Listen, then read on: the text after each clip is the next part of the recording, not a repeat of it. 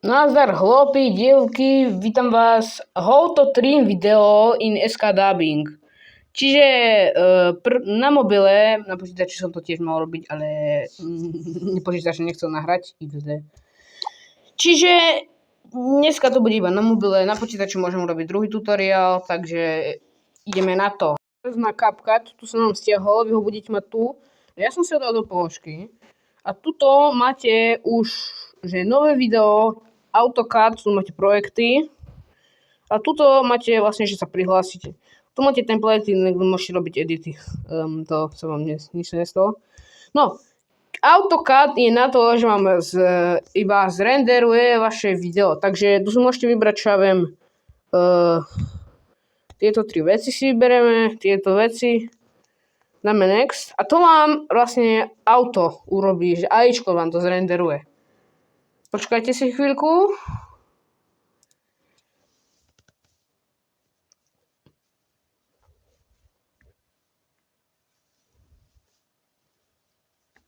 Tak bolo som fakt nečakal ešte nikdy, XD.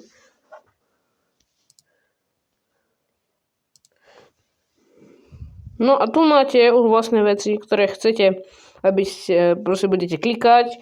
Keď to chcete, tak proste sa vám to načítať a potom to sa dá spraviť. Fakt by sa to už mohlo načítať. No proste tu máte auto veci. Teraz keď ideme naspäť. Dobre. Dáme na zaujíma new video. Keď dáme new video, tak si tu môžeme vybrať fotky, aké chceme. Napríklad, že toto si vyberiem. No tak, sorry. Toto, alebo toto. A čo ja viem, ja chcem napríklad toto. Ideme ďalej. A tuto môžete si dať, tu máte rôzne veci, aké chcete. Keď dáte edit, musíte stlačiť senka, dáte, edit alebo split je vlastne to isté, že vám nepotrebujem, dobre. Dáme edit a vidíte, tu môžete prechádzať po frame, a tu bude ťukať a dáte, tu máte split je na skrátenie, tu môžete aj tuto mať tieto veci, to kolónky. Toto, že chcete to orezať, napríklad takto si môžete, takto chcete. A tu máte aj, že na aké šírky môžete rovno. Dobre. Tu máte audio, tu si môžete vlastne svoj zvuk vybrať. Vlastný zvuk z vašej pamäti, dáte audio. Bože môj. A tu máte text, audio, sound, dáte sounds. Tu máte vlastne veci, ktoré tu sú, ale máte ešte na pro verziu, že máte tu diamant, tak to je pro verzia. To je za peniaze. Čo ja viem, ja si sem chcem dať funny song. Počkajte to. Funny song napríklad. No to musíte trochu počkať. Dlhšie robí, lebo ja natáčam zároveň, takže to je GG.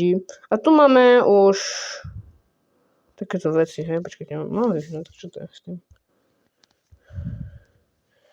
To je zvuk vlastne. A teraz keď ideme na text, tak dáte add text, to kliknite na text a tu môžete dať, že enter text. To čo ja musím sem dať ahoj.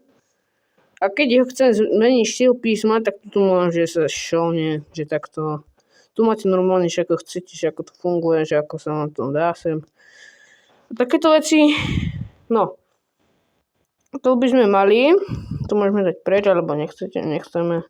A keď vlastne si chcete vybrať túto hudbu, počkaj, to som ešte nedal. On to isto pôjde rýchlejšie, mi to ide tak dlho, lebo... A toto si chcem dať. Tak dáme plusko, dám toto plusko, ale neviem, prečo mi to nefunguje. Mám Wi-Fi, no. Mám, neviem, prečo mi nejde. No a proste, keď to už budete mať hotové, tak dáte export. A to vám sa vlastne doexportuje. A to potom sa vám objaví vo vašej galérii. Teraz môžeme ísť na YoCut. Tuto nie je nič iné, len toto plusko a dáte no tak toto som úplne nechcel. Nevadí. dáte toto a dáte no projekt. Ak by sa vám tam objavili také random framey, tak to dajte krížiky. Tu máme také veci, ktoré si chceme dať.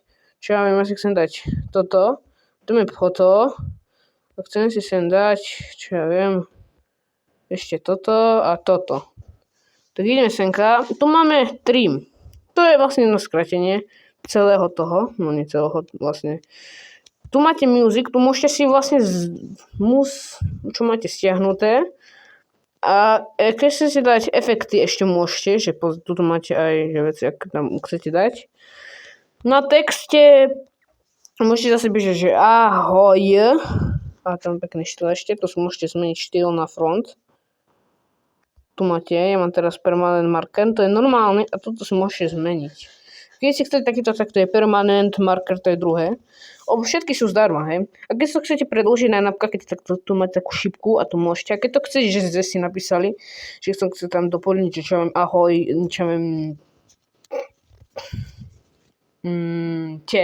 tak dáte edit zase a napíšete te.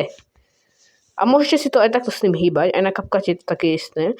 A zase tu máte crop, ale musíte teraz samozrejme kliknúť a máte tu crop, máte tu delete. A keď to chcete zase uložiť, tak dáte save a ešte raz to musíte stlačiť. Tu máte, že quality, ja toto nepoužívam, ja to mám